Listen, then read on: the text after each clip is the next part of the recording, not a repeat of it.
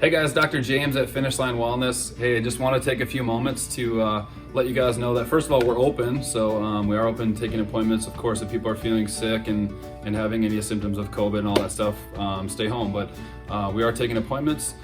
And we got several requests just to do videos. And one of those videos was regarding neck pain and upper back pain. Mostly I'm hearing that people are experiencing this from homeschool teaching, and our thoughts and prayers go out to you, and also those of you husbands that have promised your wives to get all the to-do list things done when they had free time, and now they have a lot of free time. And so we're seeing a lot of issues, particularly in the neck and upper back, and that has a lot to do with people working at home. I'm hearing a lot about people working at kitchen tables and card tables and kind of modified setups. So so that can cause neck pain. So why does that matter? The type of compression that a forward head posture can lead to are things like chronic fatigue, issues with focus, sleep, mood, energy, anxiety, depression, and long term can lead to things that are causing like degenerative issues in the neck, range of motion restriction, and pain. So I just want to shoot a quick video and show you some different ideas on how to address this. So basically, if we look at the posture that people who are seated have, it's this idea where their heads are forward. So if we're sitting in a chair and you're typing all the time, or if you're on your phone often, or some of you that are driving a lot, you get this kind of forward rolled posture. And so we see that the neck is forward and the shoulders are rolled as well. So what that creates is it creates weakness in the flexors, so the muscles that have to work to retract the chin back when you're out here working, those muscles are shut off. Also the back muscles, particularly the middle and lower rhomboid muscles, they're basically shut off in this rounded forward neck posture, seated desk position, tech neck, military neck, straight neck, red neck posture. And so call it whatever you want, but the idea is that the muscles in the neck here are shut off, and the muscles in the middle and lower rhomboids, so the upper back are shut off. So it creates this roundedness. So and then the opposing muscle group become tighter or hyperactive, and that's the trap muscle up here. So the muscles that elevate and levator muscle, and then pec major and minor. And so what does pec major and minor do? It rolls us forward in the shoulder, and trap muscle raises the shoulders up. So too tight here and here, so it creates kind of tightness like this, and too weak here in the deep neck flexors and here in the rhomboid. So it kind of creates this what we call upper cross syndrome.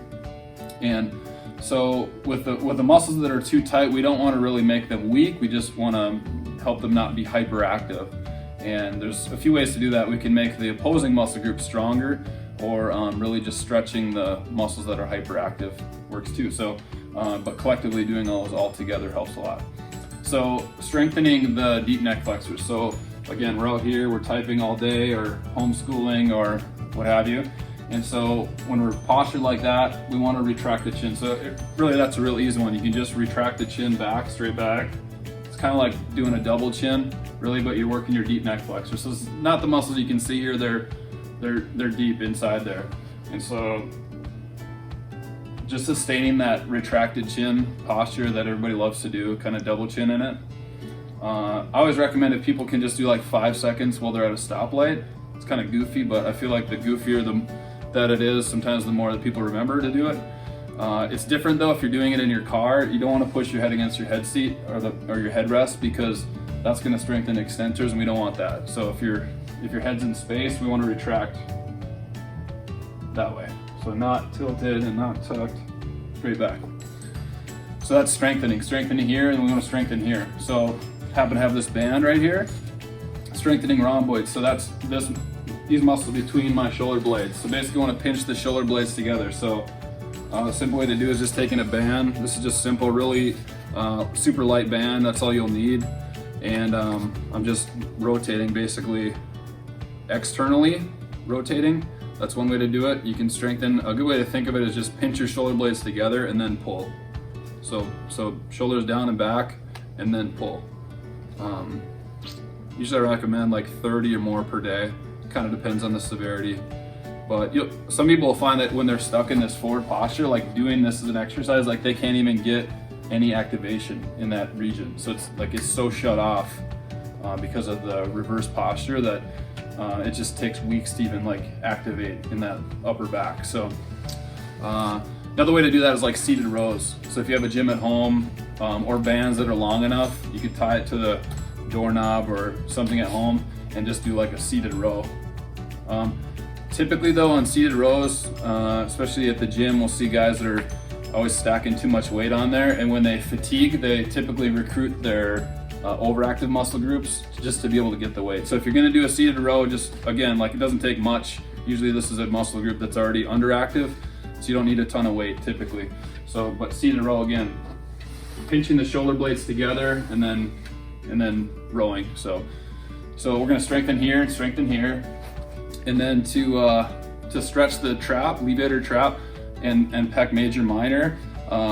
One way to do it is if you're already sitting at a desk, you can just grab onto the side of a chair and lean your head away and then head down or head up. So away and head up. So it's gonna stretch like all in here. You'll feel it here in your trap and SCM and scalene muscles.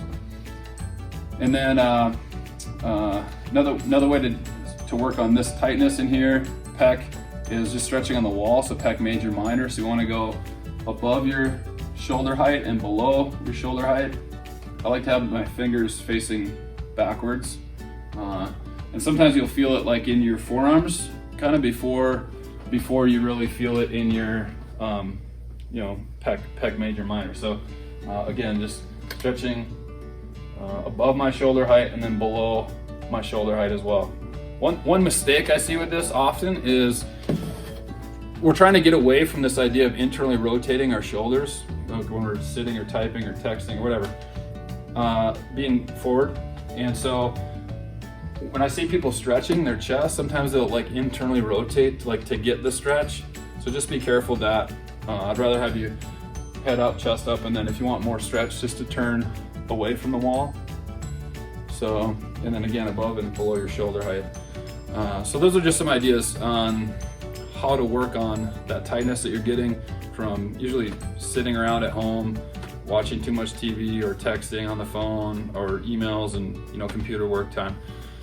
Another thing that helps is chiropractic adjustments. So like quickly getting mobility into those joints. Some of the cases that I've been seeing, some of you are going to be really stuck, really hard, difficult to adjust, and that's because the posture is basically so far off. So today I saw some reverse neck curves, and the issues that cause are numerous in the upper back and neck, but it will take quite some time to reverse that. So if you're feeling like you're going down that road, it's best to get ahead of it right away. Chiropractic, great for mobility.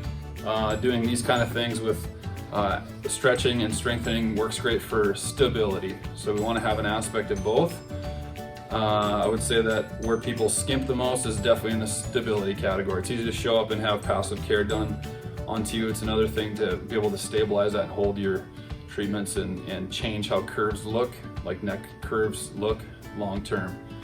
So those are just some ideas on upper cross syndrome, tech neck, whatever you want to call that, but the tightness that people are getting from being in that seated posture for a long time. So again, Finish Line Wellness, I'm Dr. James, and we are open, and come check us out. Thanks.